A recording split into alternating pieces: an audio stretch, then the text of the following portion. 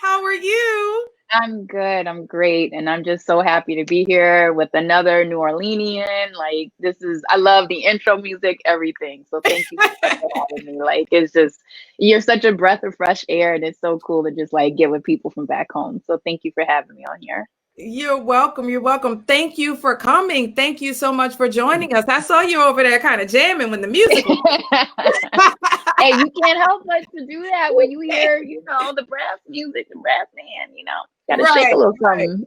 You have to. You absolutely have to. It's like people always say, "Oh, I didn't realize you were from New Orleans. I didn't necessarily hear it." But if you're Yeah. around to me when music comes on, then I cannot Hmm. Yeah, exactly. Exactly. I feel you on cannot that big hide it. time. Well, you look beautiful today. Thank you. And you And too. thank you so much.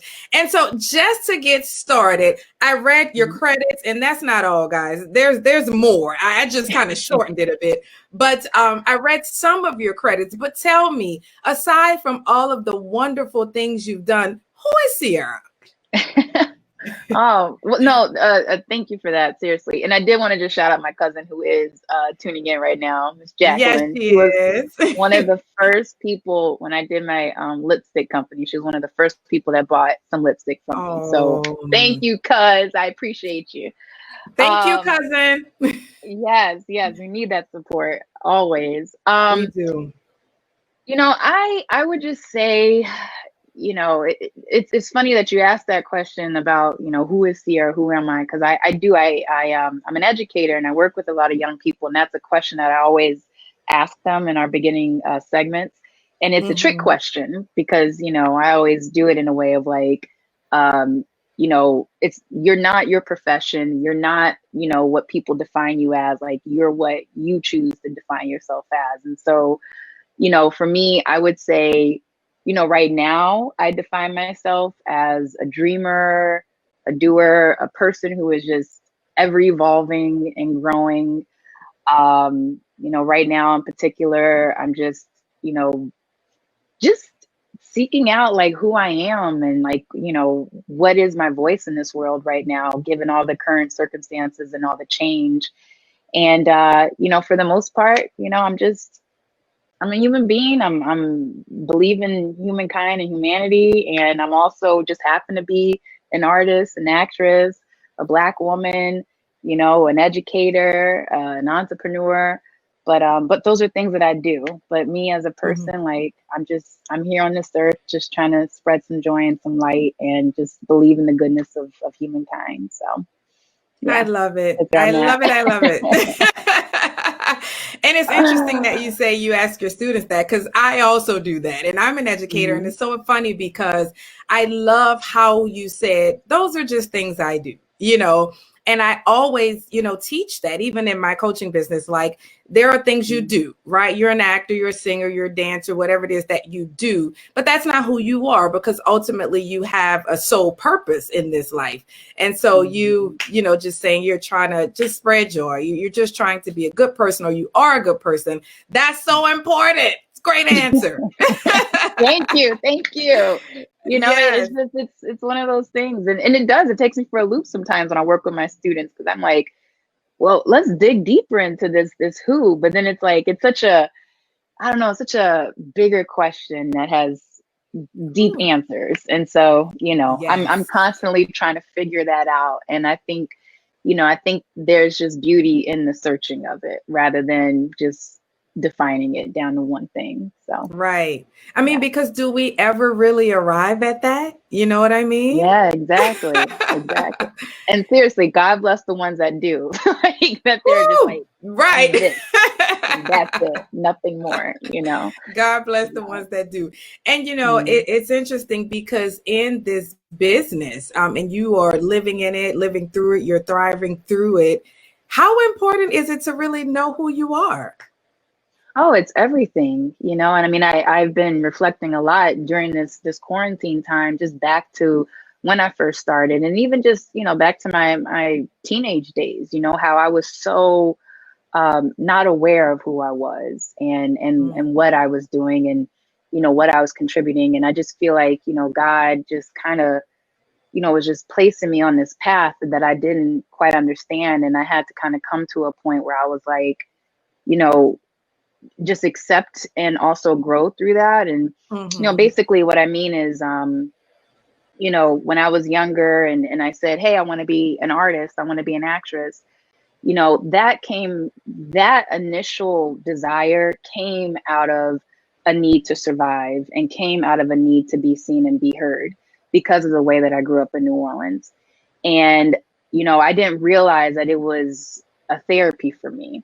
But then, as I started to grow and learn and, really be serious about being an actress, and how this industry works, a lot of times I was trying to like shapeshift and be, more of what somebody wanted me to be, more of what the agents wanted me to be, more of what the business wanted me to be.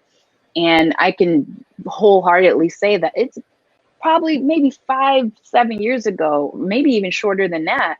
I was like, no, like I am me. Like I can't be more of what or any of what you want me to be. And so, I had to really just seek and honor like my identity and what I contribute as an artist and as an actor and how I want to be portrayed on screen, because I think it's really important as far as just overall representation and who's watching you. And so, yeah, knowing yourself and knowing who you are, I think is just key. And like I said, like I'm searching that constantly, but I've gotten closer to defining it and not compromising too much of who I am and my morals and my faith, while being in this business. And so it's just important, it's important to know all parts of you, your good parts, your dark parts, your real parts. I mean, that's how you get to your true authentic self at the end of the day. Yes, very, very true. Yes, I mean, as an actor, I totally agree with you because, one thing I always say when I coach clients who are actors in the business, and I say, if you don't know who you are, the world will tell you who you are. And so, if you don't have an identity already, they're going to be like, okay, well, here you are. You know what I mean? This is who you are. And like you said, you had to find your way. Well, I tried to be what they wanted me to be, and I realized I could not be any of what they wanted me to be, which is very true. So I'm glad you found that, sis, and you found your authenticity, and you stand on your morals, and you see where that has gotten you so far. Yeah, look, and listen, I think the big thing too, I know we're going to probably touch on this later on in the interview, but I got tired of being told that I wasn't enough. And that was just like the overall messaging that I got since being in college, being in the business, like, and I'm not trying to like blame the business or anything, but there is a lot of, obviously, like we can dig deeper and stuff, but, there are a lot of notions that when you look a certain way or whatever, like you can't fit into somebody else's world or somebody else's bubble. Therefore, you're not enough to be a part of this. And I got tired of being told that and believing that I wasn't enough. And so I had to just really, again, just like dig deep into who I was and, be authentic and real and know that whatever I'm presenting on whatever given day is enough. And sure. That's what I feel gets me on screen, Yes. I'm sure that has something to do with it because confidence is pretty much a big part of it. But when you say you got tired of hearing that you weren't enough, are you talking about specifically related to the business in terms of maybe like auditions, or are you talking about kind of more in your personal life? I think it's a little bit of both. I mean, I'm forever grateful for the training that I received at my university, but I was the only Black female in my class there. And, there was constant messagings of telling me that, I was too strong. I couldn't play a lead female, like there's not a lot of parts for somebody like me, that type of stuff. And so I kind of carried that messaging mentally in my mind. And, when I would go and audition for these, bigger roles or like these series regular type of roles, there was that little just glimmer in the back of me thinking like, oh, I can't do this. Like I'm not good enough to do this. I can't. And I had to really like take a look at that and like look at some hard Yeah. truth and be like, okay, well, where did this really stem from? You know, like this is other Mm-hmm. people, you know, asserting their thoughts and views on you, and that you've adapted to make it your own. And so I had to just really like get down and be like, no, like I am talented. I can do this. You know, and it's like Right. I can take on the challenge. I can, you know, I can be seen and really be seen and really be heard, you know. And so I just had to really develop that Mm-hmm. that just self-esteem and self-confidence as it comes to the business, you know, and showing up and being like, yep, I can carry $1 million on my shoulder per episode, you know. And Right, it's like, right. and that's like, that's real. A lot of actors, a lot of people don't feel that way. They don't think that they can. And it's, Mm-hmm. you know, it's nonsense. It's crazy. Like you can, you know, you got to really Right. believe that. And so, yeah, I think it's all, for me, it was just all about soul searching and just really removing the noise out of the brain, out of the head of all the Mm-hmm. past messaging, you know. Sure, So, sure, sure. Yeah, very good. You are getting into some things here. And how dare mhm, them tell you that you weren't good enough to be a lead actress? You know, it's like, I know. And you think mhm. about it now, like, okay, well, look at me now. But but it's it's very unfortunate, you know, because Black women have to deal with that a lot, in most arenas, you know, in the office, in the Mhm. boardroom, you know, in the entertainment industry. We're too strong. You Yeah. know, we have to dim our light for others, and we can't do this and we can't do that. So I definitely can relate, and I truly understand how you have to eliminate the noise, you know, because you have to go Mhm. all the way back from the things that people have told you, maybe even from childhood, you Ooh, know. yeah. Yeah, to be able to, right, to be able to walk into a room, you know, and command the room and do what it is that Mhm. you need to do. You have to get all of that noise out. So it's a constant battle. Yeah, yeah, it Yeah. is. Yeah. I say you do the work daily. Like it's never, you've never fully achieved it. It's not like, oh, I fixed that problem. Now I can just go on, you know, Mm-hmm. it's literally, it's just daily work, daily practice, daily checking in and tuning in with yourself, you know, and Sure. checking Sure. yourself. Like my friend, I would always Mm-hmm. say, you know, check yourself before you wreck yourself. And that's so like, it's Yes. so true, you know? Yes, definitely. Check yourself. Okay, the song. Yes. But anyway, I'm But that's real. You have to. because you don't always have someone around you who will check you, and that's a whole nother Hmm. topic. But you know, Yes. you want to keep people around you who can lovingly check you, you know. But even if you don't Exactly. have that, you have to stop for a minute and say, okay, how am I doing? Mental check here. Mhm. You know what I mean? So that's important. So Ciera, so I've been highlighting those Mhm. from the great city of New Orleans and the great state of Louisiana. And Yay. so yes, you came to mind and I was like, I've got to call Ciera. I've got to get her on because you were doing so many wonderful things. Tell us about the area of New Orleans you grew up in and how did it contribute to where you are today? Um, well, I gotta say too, I'm literally like a Southern chick to the core. I Mm-hmm. grew up a little bit in Picayune, Mississippi, and also different Okay. parts of Texas, like Galveston and Fort Worth. But when Mm-hmm. I was 7 years old, that's when I permanently moved to New Orleans Moved to because I New split Orleans. time between my grandma, my mom, and my dad. And my dad is a person that lived in New Orleans. And so when I Mm-hmm. first moved there, we lived in the third ward uh, on Camp Mm. Street, right next to Bridge House, which I don't even know if it's Bridge House anymore, but Yeah. it was like a halfway home for Mm-hmm. men that were either homeless or just incarcerated. Mm-hmm. And you know, that was just a really interesting, you know, time and area, you know, where I grew up. I mean, I don't know if a lot of people on here are from New Orleans and know what I'm talking about, but you know, Mm-hmm. it was the 90s, you know, the third ward. It was very poverty stricken, lots of drug use and just drug trafficking. And then my dad and I, we ended up moving to the 13th ward, which was near St. Thomas, near St. Thomas Projects. And we were literally like right across the street from a po' boy place in a bar, which was like crazy because I was like the only kid that was allowed to go up in there and like, get some ice cream and po' boy.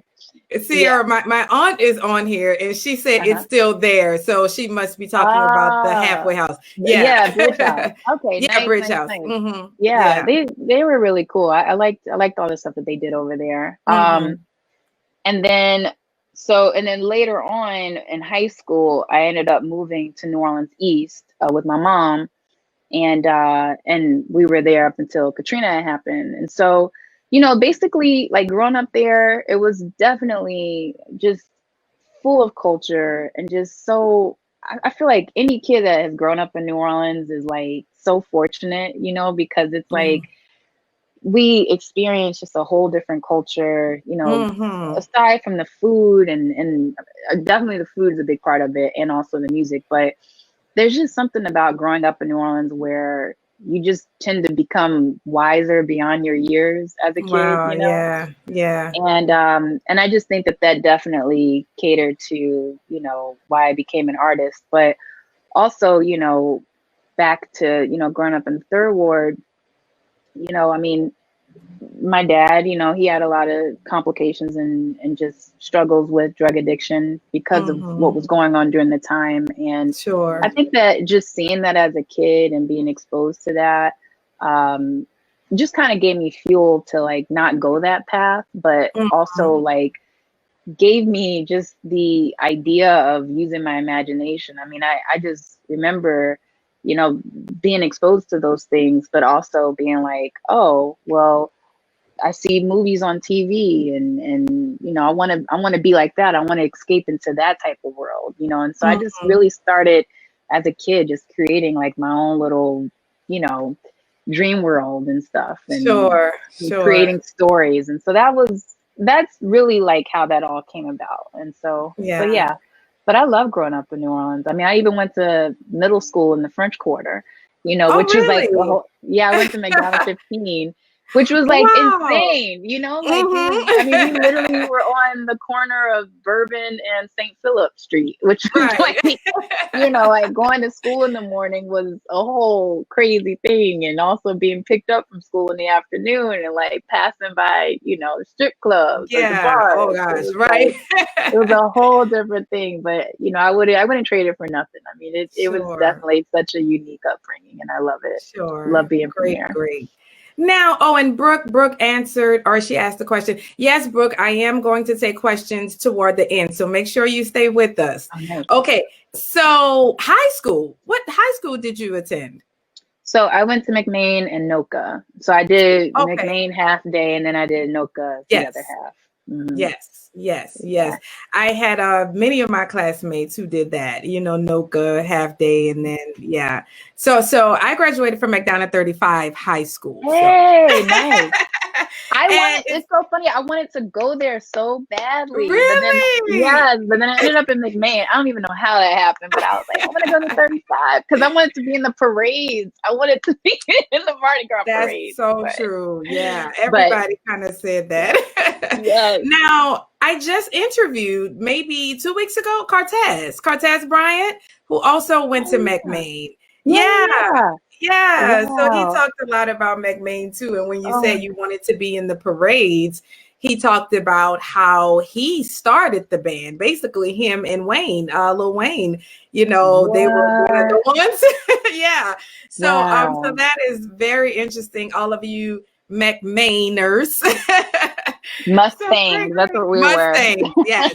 I couldn't remember Mustangs. Okay. No, that's great. I definitely think kids who grew up in New Orleans have a very unique experience, especially cultural. It's such a city rich in culture and music and dance and just all of the arts. So many talented people to come out of New Orleans. Yeah. So, Miss Ciera, so you're here in LA. Talk to us about that transition, maybe from New Orleans to LA, and talk to us about the transition and how long have you actually been here? Well, I've been here in Los Angeles for 10 years. March was my 10th year anniversary. That went Wow. by so fast. Yes, it um, does. it does, it does. And my trajectory was like New Orleans, and then I ended up in North Carolina. I ended up going to college in North Carolina. And then from there, I ended up in New York. And so I spent 2.5 years in New York, and then I trekked over here to Los Angeles. And, basically what happened, how I ended up in Los Angeles, I always wanted to be here. I always knew I wanted to do film and TV. But Mhm. my university, they had a really big network in New York. So they were just like, it's just easier to get your feet wet there. You can Yeah. start off in theater and that stuff. So I was like, all right, let me do it. So I went to New York. My friend and I from college, we literally got like a small little apartment, which I think my bedroom was probably the size of a walk-in closet. It was literally Everybody only has enough to go space. through it, right? Yes, it was only enough space for a twin bed. I would never forget. I was like just cornered up in there. But we did it, and I was there and I worked as a waitress and did some teaching Mhm. jobs here and there whenever I could. And I ended up auditioning and getting this play called Savannah Black and Blue, which was Mhm. produced by the Negro Ensemble Company. And I just came about that because I was volunteering a lot with the Negro Ensemble Company. I was just trying to like network and just find a place of just really amazing artists and also be amongst like the legends as well. Mhm. And so they were producing this play and I ended up booking it. And it got me a New York Times write up, which got the eye of a casting director out here in Los Angeles. Nice. Oh, And wow. and they were casting for a TV show. So I was like, oh, this is crazy. Like it was just one of those moments in life where I was like, wait, what is going on? Like they called me, they wanted me to be out in Los Angeles to audition for a show. And I was like, okay. And and again, just going back to that mindset, like I came out here to Los Angeles, I was so just overwhelmed by all of it, Mhm. auditioning. And I think a part of me just didn't really believe in myself as well at that time. And so, I didn't get the part, but I Mhm. also think that there was a higher purpose in that because the person that Sure. got the role, I think it was definitely meant for her. Mhm. But from there, I was like, you know what? I feel the call. Like I'm answering this call. Like I'm in Los Angeles. I love it out here. I've always wanted to be out here. And so I just got all my stuff shipped from New York. Like I just had a couple things shipped and I was like, you know what? Like let's make it work in Los Angeles. And so I just ended up staying here and just literally just making it work. Like I didn't have any crazy game plan in place. I didn't save up a whole bunch of money or nothing. Like I just came out here with like the little money in my bank account. I thank God I had my godmother. She lives out in Riverside Oh, and she's nice. like, you could stay out there. And thankfully, I just booked like a print ad, and so I was able to use that money to get a rental car. And so I did that and found a Mhm. job, and and just kind of honestly like just slummed it for a year. Yeah. Like Yeah. I was sleeping on people's couches and just figuring it out. I was working at the Waffle, like I don't know, making gosh, maybe $100 a week or something. Like it was just Yeah. crazy. And so but I kept putting my stuff out there and I kept doing the work and, just really I just kept just being like, I'm going to make it. Like, this is going to work out. Like, I came out Mhm. here, like, God didn't bring me this far, for it to all be over. So I just stuck with it. Absolutely. Well, we are glad you stuck with Mhm. it. Yes. Thank you. On a scale from 1 to 10, with Mhm. 10 being the most difficult, how difficult would you say your LA experience has been? Whew, uh, the when I first came out here, everybody said your first year in LA is your hardest year. And I didn't want to believe that, but looking back at it, that it turned out to be true. It was hard on the Mhm. scale from 1 to 10, 10 being the worst. It was an 11. So Yes. it was Yes. it was it Yes. was a it was a rough transition. But I think that's the beauty of when you follow your dreams and go to a foreign place that it's Mhm. your spirit is like and it's not in a malicious way or an evil way, but it's like, you know, your spirit is tested, and it's like, how badly do you Yes. want this? And not badly in a sense where I'm like willing to like get naked and, you know, Yeah. throw away my moralities and stuff, but it's Mm-hmm. like, Mm-hmm. it's like, you got to work for this, and this is not going to be an easy journey. And, you know, just know. And so it's like, it's almost like the universe is like, look, like, we're going to support you through this, but you got to have to go through this experience so we can strengthen you and toughen you up so you can be Yes. prepared for everything else along the way. So Yes. it was, but it was rough. I Yeah. remember sleeping on the floor, crying in the middle of the night, being like, God, like, what have I done? Yes, yes, yes. I can relate. Yes, I Mhm. understand. And Yeah. many say that, you know, LA, New York, going to follow your dream is never going to be easy. And I always like to hear successful actors and, you know, successful entrepreneurs say that, because it's important for people to know, you know, that you can't just say you want to do something. Like you said, you're going to have to work for it, and you will be Mhm. tested. Your morals will be tested.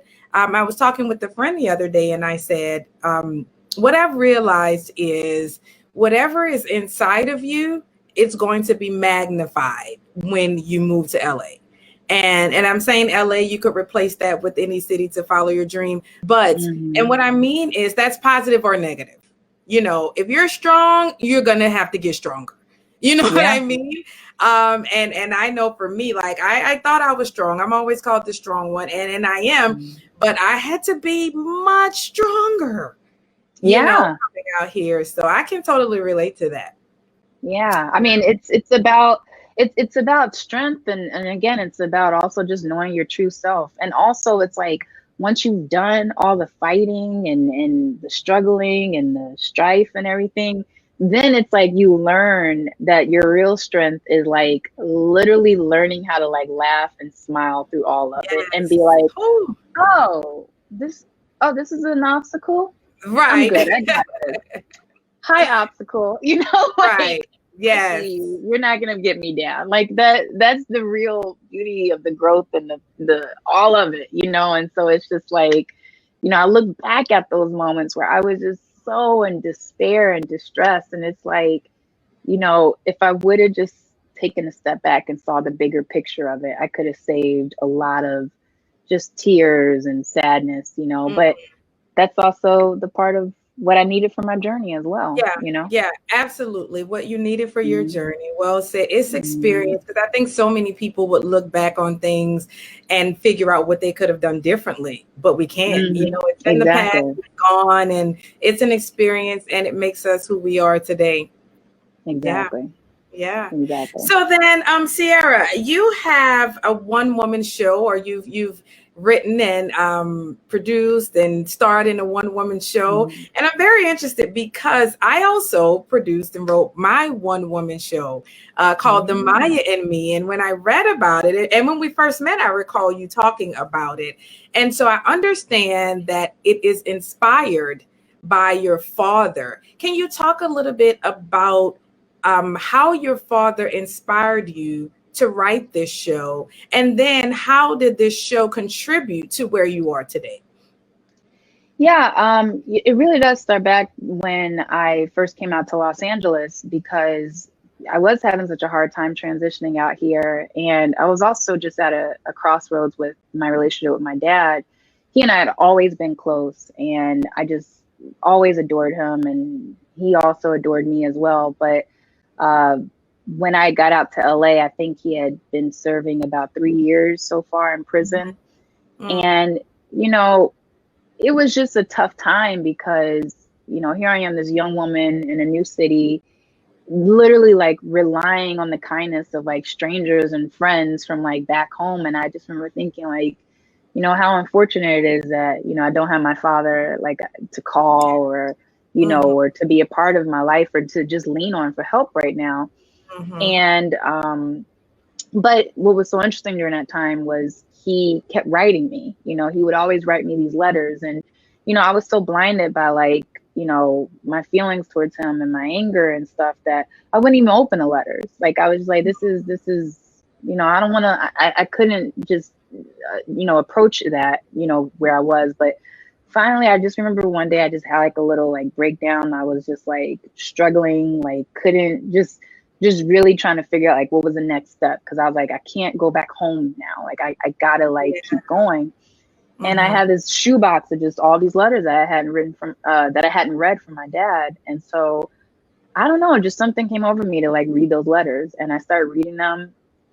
And I don't know, like they just gave me some type of hope, and they were funny and they were heartfelt. And, that connection started to like open back up with my dad. And through that, I was like, you know what, like I started seeing my dad as a human being, and not like my dad as a man who should have done this, should have done that, should have did this, should have did this, or didn't do this, or didn't do that. I was like, gosh, like, this man has lived a very unique experience. I mean, he was conceived in an interracial affair in the 1960s in the backwoods of Louisiana.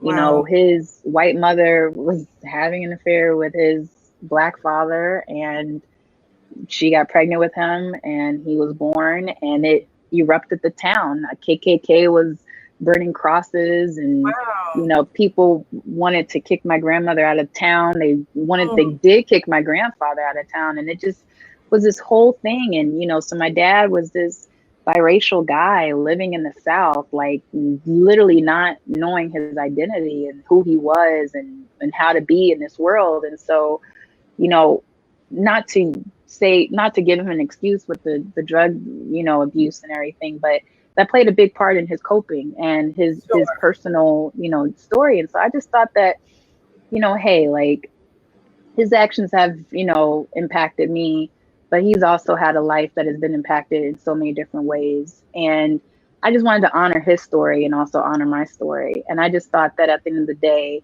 it can get me just an inch closer to forgiving him and forgiving my parents, and ultimately like just unburdening myself with all of that crap, And so I wrote that play, and I literally took the letters that he wrote and some of the letters that I wrote him, and created a one-woman show based off of just what it was like to have a paper trail relationship with my father, to just have because we weren't always able to talk on the phone. So we just only had letters to communicate between the two of us. And, it was such a beautiful experience to have that, because we were also in an age of technology where no one writes letters anymore. Right. So, it was just cool to just put that on display and just talk about what that spiritual connection is, to just writing out your feelings and your thoughts to somebody so distant.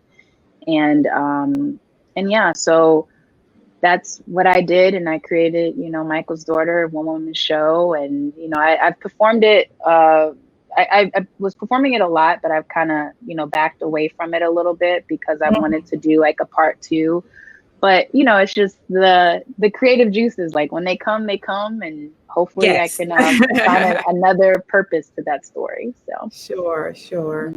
That is so inspiring. I am having all this inner dialogue right now, because I just heard so many lessons, and I have not seen your show. So I hope that you do it again so I can see it. But it sounds like there's probably themes of forgiveness and understanding, and just appreciating humankind. And that's an amazing story. And what you chose to do with those letters, I mean, it's so artisty.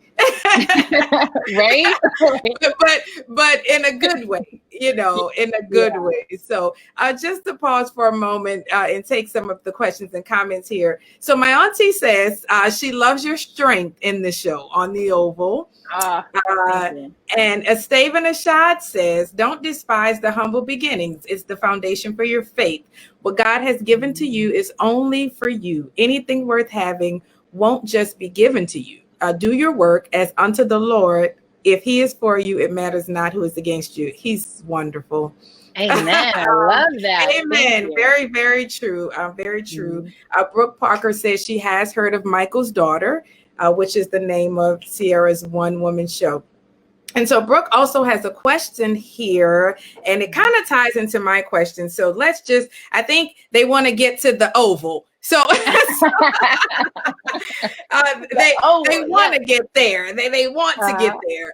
So before we kind of jump there, Brooke says, "What's your favorite role? I guess your favorite role you've done over time." Honestly, I would say now is the Oval, like playing Lily, because I learned so much from that girl. Like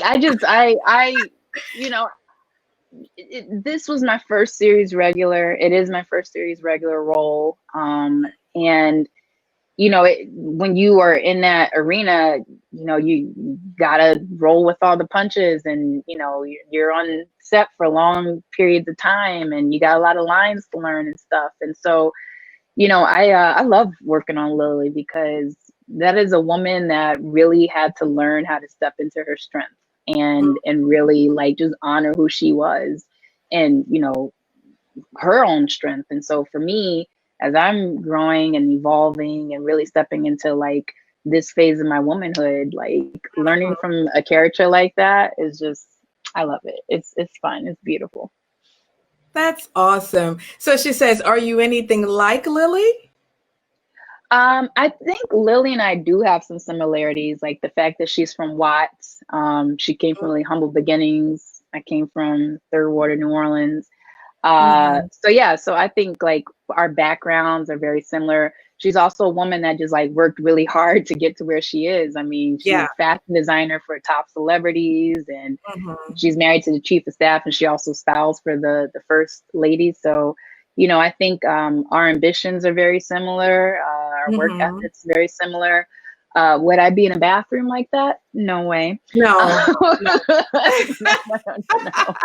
No. And I would be able to call my husband out pretty early on. I'm pretty sure, I would have asked a lot of questions. But I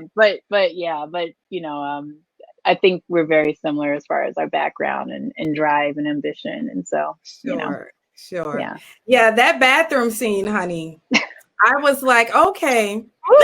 Yeah. I was like, yeah, she has to be very, very unhappy in her marriage, because that is wild. Yeah. I know. I was like, look, when I first read it, I was like, wait, why is she doing this again? Like, and it's funny, what I love about Tyler is, he doesn't, it's like for actors, like it's all such a surprise. Like he doesn't throw everything to you like all at once. And so, we were like slowly getting the scripts. And so, I mean, I got like the first 2 or 3 scripts, and I was like, I need to know, like, why did this woman do this? Like, and I mean, I was feeling it in myself, like, okay, maybe she's just not, like, how unhappy is she? Maybe her husband's abusive. Maybe her husband, like all of these different things. And when I started getting the next couple scripts, I was like, oh, okay. this makes a lot of sense. So, right. Now I hear that Tyler Perry, and Ruben, I see your question. Thanks for joining. I'm going to get to in just a second. Now I hear that many actors say Tyler believes in like shooting really quickly. He gets, maybe days of scenes done in hours or things like that. Is that true? And what's your thought process? Do you like that? Do you not like that? I love it. And it's, look, it's not easy. I'm going to tell you right now, like we will sometimes do 80 to 90 pages in a day, which, on, the norm here in Hollywood is, I think you get through 8 pages a day. So we're doing like, 10 times that at times. Yeah. But, what I think really helps me, and a lot of actors that, work in this way, is having a theater background, because it's almost like you're doing a 3-week run of a play. So you're just like in your character, you're up in the morning, you go do your hair and makeup, and then you are on set, like you're on stage, for the next 8 to 10 or 12 hours, in the day, and you are living in your character. And so that's what I love about it, because it doesn't give me time to be apprehensive or second guess my choices or my character. Like I literally from the moment I wake up, I have my whole little thing that I do to get ready in the character, but I get into the character. Like I'm living in her, until the last Mhm. scene of the day. And Mhm. it's just it's cool. Like I like it. I think it's such a beautiful way of working. I mean, and then you have to like learn how to like shut it off, when you like get off set Right. and everything. And Right. I've heard several actors talk about that process, and your response made me think about something when you said it's like being on stage, right? Because as we've done one woman shows, I mean, we've held an audience for, I would assume, 60 to 90 minutes, and then Tyler started on stage. Yeah. So maybe I never thought about that perspective. He started with theater. So maybe that's how his mind works. You know what I mean? Yeah. Yeah, and I mean, there's literally like a through line for the whole season. Like, I mean, just the way it all like fits together. It's not like just this is one episode, this is one episode, this is like, so when we shoot, like it's like you really want to just stay in that through line and be like, Yeah. this is where I'm at right now. This is the scene. So yeah. Yeah. I also heard someone say it's like the Olympics for acting. Oh yeah. Oh, it is. I mean, when we filmed the scene where I got choked, it was like we filmed earlier, like some daytime scenes where I'm like, having dinner and like all that type of stuff. And then it was like build up to the choke, and then like go back to like normal, and I was like, Yeah. whew, okay. Right. Like I like working like that because it just pushes your limits, So Mm-hmm. Yeah. I imagine it does. Now you started with was it Medea's Medea goes what was it? Yeah. And so was that your first job with Tyler? Yeah, it was my very first job. I literally was like a featured extra in the movie. Are you serious? Yeah. And I was in a scene with Viola Davis. And so yeah, so it was that was my first time meeting him and working with him. And then 10 years to the day, we were working on a Medea's family funeral. And I was like, do you remember me? Like, wow. So yeah. Oh my gosh. So was it a normal process? Like you just, the featured extra, of course, you probably just got cast through a background service or something. It was a very, very, very unique way that it came about. I was a student of Dr. Maya Angelou, which is so interesting that you have the Maya Angelou. But yeah, I was a student of hers and just got to know her and get pretty close with her. And she looked That's up. awesome. She made that phone call for me to be introduced, to Tyler. And so I went out to Atlanta and briefly met him. And I was like, told him I wanted to be an actor, and they just so happened to be filming Medea Goes to Jail, and so they didn't have. I mean, obviously, like they weren't going to just like give me a part, because I didn't audition, but they put me in as an extra, and so I was like, heck yeah, I was like, why not, So it was pretty cool. That's how that came about, because me and Dr. Angela were very close. Yeah. And I now that you say that, I recall hearing you say that about Dr. Angela before. And now that you reminded me, I'm still just as amazed. Like I wish I would have remembered that when I was writing or even throughout my process, because it would have been great to talk to you, because I've not had that pleasure, to meet her. And oh my gosh, I can't imagine. Well, the door is still open for that. So if you ever yes, absolutely. Thank you. I feel like you got her pretty solid. So, Oh. Thank you for that. And so you meet him, and then time goes on and he calls you in to audition, basically, for the next project. Not the Oval yet, but now we're at is it Family Reunion? Mm-hmm. It's funny, and this is what a lot of actors, don't understand. I did that Medea Goes to Jail, I think in 2008, and was it 2007? It came out in 2008, and I did it in 2007, I believe. But had been auditioning for Tyler Perry for 10 years up until Medea's family funeral. And I mean, I'm talking about, you know, and it was funny because, you know, the young naive actor and he was like, what? Like, why am I not getting booked? Like, Yeah. you know, but it's just all, I mean, I think, you know, it's just all the way like life works and you know, your destiny and your purpose. Sure. And, but yeah, I mean, I auditioned for, you know, Too Close to Home and all of the shows, you know, that he had done. And then finally I get this audition for Medea's family funeral, and it was a self-tape. And I just remember thinking like, you know what, I'm just gonna like improv some things, like just try to like really be myself when I see my family, you know, visiting for the holidays. And so I just did that on camera, and you know, then a couple weeks later I found I got the role. And so Yay. So yeah, so that happened, and then the movie was released 2 years later, and it came out last year, 2019. And you know, we all of the cast and stuff, like, I mean, we were just all still doing our thing, like auditioning, looking for the next role. You know, very grateful that we got this movie out, and then I ended up auditioning for the Oval. And you know, it was still a process. Like, I still had to go in, I had to put myself on tape. I had to go in to Kim Coleman's office, audition again. Then I got a call back, and then it was like, you know, the waiting game of like, did I get it? Did I not? Like, you know, but at that point in my life, in my career, I was just like, you know, what's meant to be is what's meant to be. Like, you know, God's gonna have to know what. So that's just like how I felt about it. And then I got the call, and I was like, all right, you know, yeah. That's awesome. That's an amazing story, and I'm sure a lot of actors can relate to that.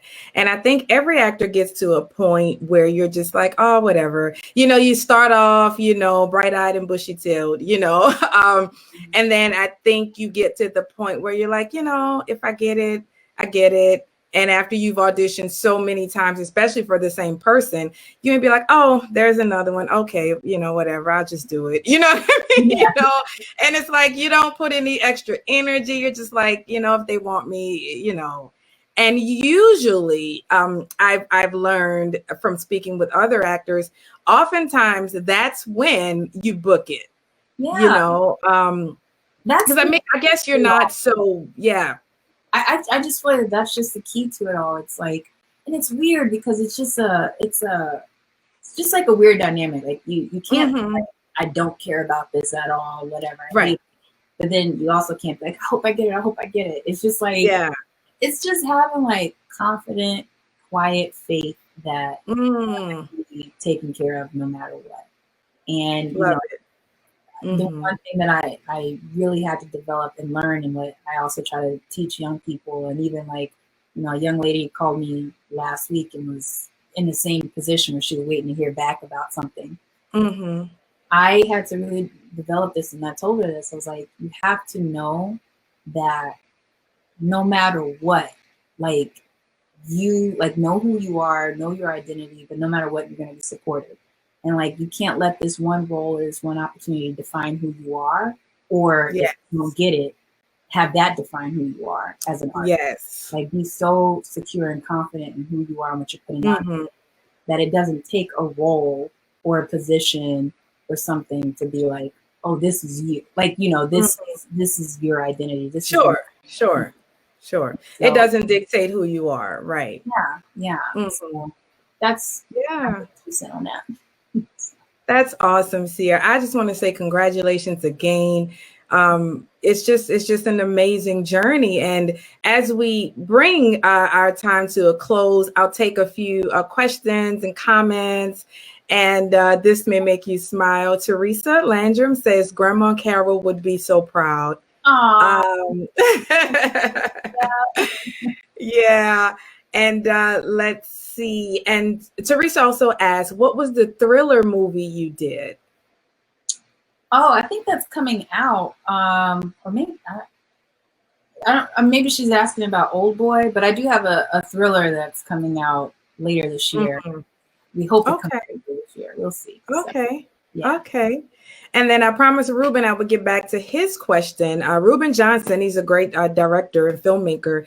He says, what's your ideal role you would like to play? Oh, I've been getting this a lot. And I have so many ideal roles, but I definitely would love to play an Egyptian queen.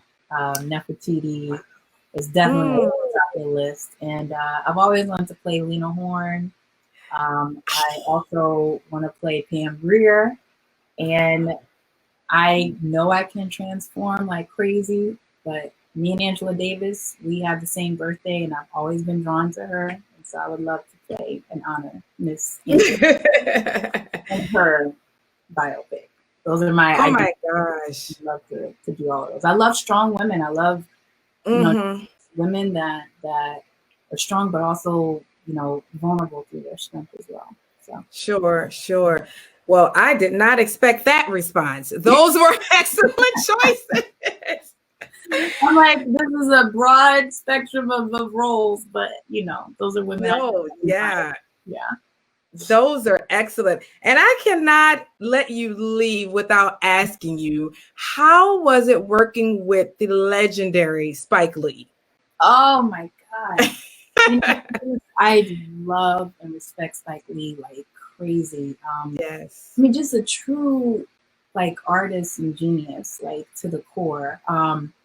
He was great. I mean, I got the opportunity to work with him twice with Old Boy and She's Gotta Have It. And he's just very knows exactly what he wants, and he will get it out of you. Yes. Wait, okay. I did the role this way, and I intended it to do it this way, but he's great. And I'm just I just love to see that he's still doing it, so hope to work with him one day. So yeah, you will work with him again. And I have to go check out, I did watch the first season of She's Gotta Have It, but I've got to check out the second season. So I'm kind of, during this whole time catching up on everything. And there's so many great shows. Gosh. Oh my gosh. Yeah. So it's okay, what's on the schedule for tonight? And it's a lot, but I will definitely get to it because I definitely want to support you in that. And I'm so happy you got that opportunity. What would you say to beginning actors? If they called you, and I know you have your students and you mentor, what would you say to an actor who's just starting out, who just Ciera, I just really want to be like you. I really want to be in the business and famous and working. What do I do? How do I get there? I always say you got to do the work, and the work is in two parts. Educate yourself about the business, the history, take an acting class, get into a good acting class, learn what acting is, read the greats, the plays, study the people that, you admire, their type of acting styles, but also do the inner work as well. And what I mean by that, what we start off talking about is just knowing who you are. And really all of those lessons and little phrases that your grandma told you and your mama told you, those things are so real and so true. And you stay close to those because those are part of what teaches you to learn who you are. I really hope that made sense. And I hope that rings to people who are watching, but it's just don't forget where you come from, honor where you come from, honor who you are, honor yourself, know yourself, because been out here now for 10 years. I've been in the business, I don't know, 16 years now. And seeing people just come and go, or people come out I just want to be famous. I just want to be famous. And it's what's the real thing behind the fame? What's the real, why? What is your why at the end of the day with all of it? That's going to guide you and answer so many questions for you as you move through and navigate this business, while you're also doing the work of getting educated about it and what it means to be a phenomenal actor. So. Yes. I love it. She is from the great city of New Orleans, guys. And what's next for you? What's up next? What do you have going on? Well, we are just staying in faith right now that the COVID-19 allows us, to get back to work on season 2 of The Oval. So that's a big thing right now. prepping for that. And then I got some little personal projects that I got working on the side. I'm doing like a blogazine. That's what I'm calling it. A blogazine. Okay. Yeah. So it's like, it's like a blog where, I get to like share stories and stuff, but also, highlight and interview amazing people such as yourself. And so I'm developing that and hoping that, to get that off the ground. And then the other thing is too, I have the Michael Sorter Foundation. So recognized as a 501c3 nonprofit organization, and we're providing education, arts education courses, scholarships, and emergency funds to families and youth impacted by mass incarceration. So oh my gosh. that's what's going on. I got an amazing board of directors, and we're ready to just get down and start doing the work. And so that's what's next.